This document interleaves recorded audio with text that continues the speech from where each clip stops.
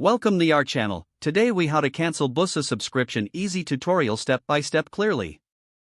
To cancel your Busuu subscription, start by opening the Busuu app or website. Log into your account using your registered email and password. Once logged in, navigate to your profile by clicking on the profile icon or your name. Locate the settings option, usually represented by a gear icon or labeled settings. In the settings menu, look for the subscription or billing section. Click on this section to view your current subscription details. You will see an option to manage or cancel your subscription. Select the Cancel Subscription button to initiate the cancellation process. Follow any on-screen prompts to confirm your cancellation. Make sure to check for a confirmation message or email regarding your subscription status. Open the respective app store and navigate to your subscriptions section. Find Busuu in your list of active subscriptions. Select it and choose the option to cancel. Remember to confirm your cancellation and check for any follow-up messages. Once your cancellation is complete, you will no longer be billed in the next billing cycle. If the page does not load, refresh the browser or try again in a private or incognito window.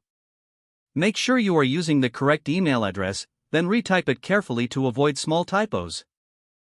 If your password is not accepted, use the reset option and create a new strong password. You can check your spam folder for verification or security emails, then complete any requested confirmation steps. Enable two-factor authentication if available to improve account security and reduce unauthorized access risk. After signing in, review your profile details so your contact information and settings are accurate and current. If you see an error message, note it down and try again after restarting your device and internet connection. Log out when you finish, especially on shared devices, to keep your account and payment information secure. If the page does not load, refresh the browser or try again in a private or incognito window. Make sure you are using the correct email address, then retype it carefully to avoid small typos.